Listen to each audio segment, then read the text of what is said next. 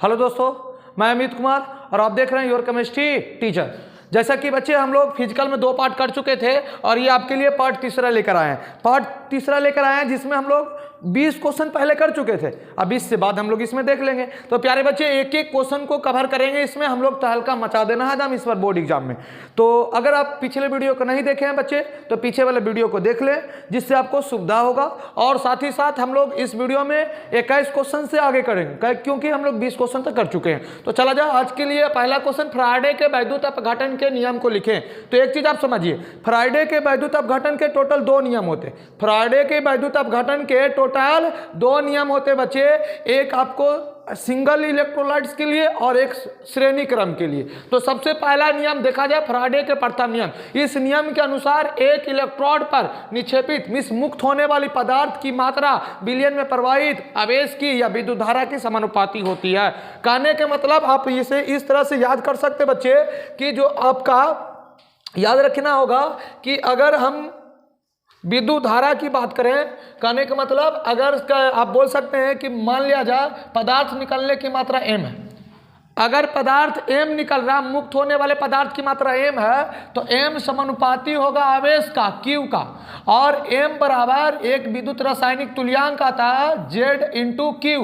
और हम पहले से जानते हैं कि q बराबर होता IT, तो z Guna I Guna t। आप यहाँ से एक ऑब्जेक्टिव क्वेश्चन आने वाला है बोर्ड में कि फ्राइडे के विद्युत अपघटन के नियम के अनुसार होते हैं। तो m बराबर z I t विद्युत रासायनिक तुल्यांक है, I विद्युत धारा और t आपका क्या हुआ समय। तो याद रखिएगा कि प्रथम नियम क्या है, प्रथम नियम क्लियर करना चाहिए।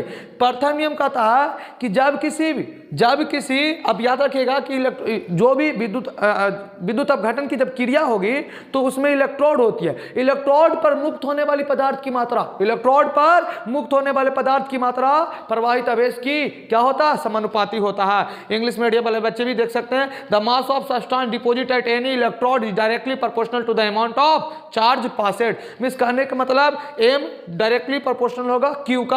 आप q बराबर प्रोपोर्शनल साइन हटेगा तो बराबर आएगा, तो m बराबर z गुना q, तो m बराबर z Guna I Guna t।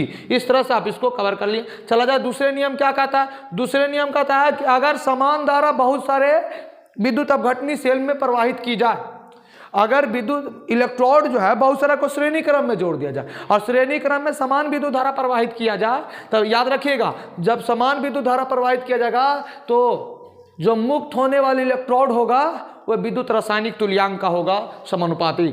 विद्युत रासायनिक नहीं, आप याद रखिए तुल्यांकी भार का समानुपाती, तुल्यांकी भार का। इस नियम के अनुसार जब विभिन्न विद्युत अपघट के विलयन में समान विद्युत धारा प्रवाहित की जाती है तो इलेक्ट्रोड पर निक्षेपित या मुक्त होने वाली पदार्थ की मात्रा उनके तुल्यांकी भार के समानुपाती होता है।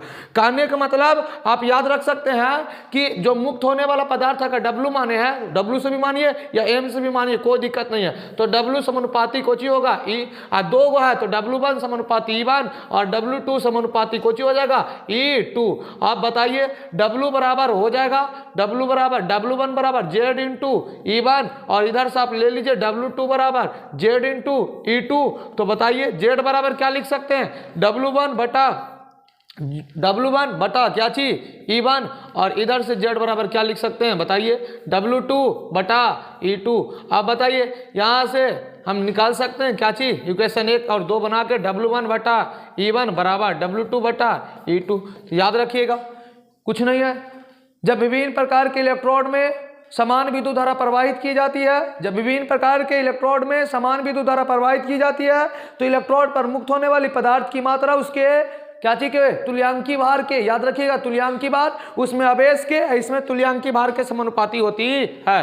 तो इंग्लिश में भी आप याद कर सकते हैं, the mass of substance deposit at any electrodes passing a certain amount of charge is directly proportional to its chemical equivalent weight. याद रखिएगा केमिकल इक्विवेलेंट वेट, जिसको हम लोग बोलते हैं रासायनिक तुल्यांकी भार, तुल्यांकी भार के समानुपाती होगा बच्चे। चला जाए अगले क्वेश्चन आपका क्या कर रहा है। अगला क्वेश्चन कर रहा सेल स्थिरांक किसे कहते हैं, बहुत इंपॉर्टेंट क्वेश्चन है। याद रखिएगा इलेक्ट्रोडों के बीच की दूरी और उनके प्रस्थ काट के क्षेत्रफल के अनुपात सुधार लीजिएगा। अनुपात के को हम लोग क्या कहते हैं, सेल स्थिरांक कहते हैं। मीन्स x बराबर आप लंबाई क्या होगा L और क्षेत्रफल कोची होगा A। तो याद रखिएगा the ratio of distance between electrodes and their cross section area is known as cell constant. एकदम सिंपल सा क्वेश्चन है, 2 नंबर में बनेगा ये सब क्वेश्चन। अगला क्वेश्चन आपका क्या कर रहा है बच्चे, अगला क्वेश्चन कर रहा है कि मानक इलेक्ट्रोड विभव किसे कहते हैं। सबसे पहले इलेक्ट्रोड पर जो आवेश उत्पन्न होता है, जिसके कारण जब आवेश उत्पन्न होगा तब विभव उत्पन्न होगा, जिसे इलेक्ट्रोड विभव कहते हैं। और वही इलेक्ट्रोड विभव को एक सर्टेन कंडीशन दे दिया जाए। कंडीशन क्या, कंडीशन आप याद रखिएगा कि क्या करना है कंडीशन में आपको, कि टेम्परेचर याद रखिएगा 298 केल्विन टेम्परेचर कर दिया जाए और 1 m याद रखिएगा 1 m उसका सांद्रण कर दिया जाए। मीन्स जब विलयन में धातु आयन का सांद्रण 1 m तथा ताप 298 केल्विन हो तो निर्धारित विभव को मानक इलेक्ट्रोड विभव कहते हैं। याद रखना होगा, मानक इलेक्ट्रोड विभव किसे कहते हैं, याद रखिएगा जब विलयन में धातु आयन का सांद्रण 1 m तथा ताप 298 केल्विन हो तो निर्धारित विभव को मानक इलेक्ट्रोड विभव कहते हैं। याद रखना होगा बच्चे। अगला क्वेश्चन क्या कह रहा है, अगला क्वेश्चन विद्युत रासायनिक तुल्यांक क्या है। ये जो जेड आपका था ना, विद्युत रासायनिक तुल्यांक, किसी वैद्युत अपघट में 1 एम्पियर की धारा 1 सेकंड तक प्रवाहित करने पर पदार्थ एकत्रित भार को विद्युत रासायनिक तुल्यांक कहते हैं। याद रखिएगा किसी वैद्युत अपघट में 1 एम्पियर की धारा 1 सेकंड तक प्रवाहित करने पर पदार्थ जो मुक्त होगा उसे हम लोग क्या कहते हैं, याद रखना होगा, उसे हम कहते हैं विद्युत रासायनिक तुल्यांक कहते हैं। अगला क्वेश्चन क्या कह रहा है, अगला क्वेश्चन बच्चे, अगला क्वेश्चन की ओर चलते हैं। नेक्स्ट क्वेश्चन आपका विशिष्ट चालकता किसे कहते हैं। देखिए एक क्वेश्चन आएगा ही आएगा, इससे बाहर नहीं आएगा बच्चे। विशिष्ट चालकत्व या चालकता बोल सकते हैं प्यार से, चला जाए। मिस प्रतिरोधकता के व्युत्क्रम को विशिष्ट चालकत्व कहते हैं, जिसे हम कापा से सूचित करते हैं बच्चे, जिसे कापा से सूचित करते हैं। याद रखिएगा, याद रखना होगा कि प्रतिरोधकता के व्युत्क्रम को विशिष्ट चालकत्व कहते हैं। यह भी इंपॉर्टेंट क्वेश्चन है, कापा से सूचित करते हैं, याद रखना होगा। नेक्स्ट क्वेश्चन क्या कह रहा है, नेक्स्ट क्वेश्चन कह रहा है मोलर चालकत्व किसे कहते हैं। आपके एग्जाम में आना है तो याद रखिएगा बिलियन के 20 सेंटीमीटर क्यूब में घुले किसी विलेय के 1 मोल के चालकत्व को उसके मोलर चालकत्व कहते हैं। याद रखिएगा बिलियन के 20 सेंटीमीटर क्यूब में घुले किसी विलेय के 1 मोल के चालकत्व को उसको मोलर चालकत्व कहते हैं। और साथ ही साथ लवण सेतु बहुत इंपॉर्टेंट, 27 नंबर में पहुंच गए। लवण सेतु क्या है, तो लवण सेतु याद रखिएगा बच्चे, लवण सेतु क्या है, तो लवण सेतु उल्टी यू प्रकार की एक नली है। मिस कहने का मतलब इस तरह की नली होगा जो 2 गो विद्युत अपघटनी सेल जो होगा, मिस कहने का मतलब वहां पर जब 2 गो वैद्युत अपघट पदार्थ होगा दोनों को जोड़ने का काम करता है। लवण सेतु उल्टा यू आकार की नली है जो अलग अलग रखे वैद्युत अपघट को जोड़ती है, जिससे आयन आदान प्रदान होती है। इसमें जिलेटिन रहता है, केसीएल रहता है, ये सब का मिश्रण डाला हुआ रहता है, जिसे हम इंग्लिश में क्या बोलते हैं बच्चे, साल्ट ब्रिज। साल्ट ब्रिज याद रखिएगा, एक क्वेश्चन आने वाला है, इससे बाहर नहीं आएगा बच्चे।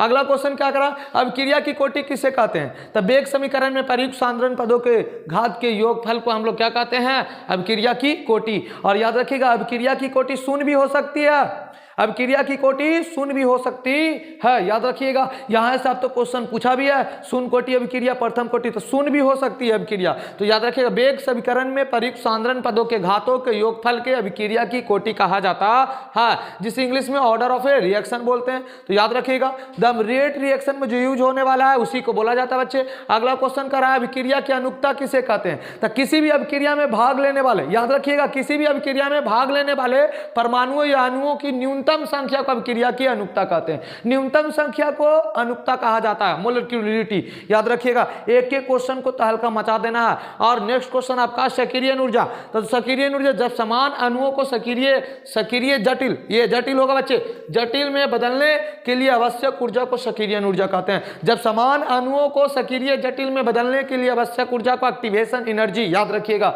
एक क्वेश्चन को देखिएगा बच्चे, ये सब आपको बोर्ड में आने वाला है, एक और शॉर्ट रिवीजन इसका कर लीजिए।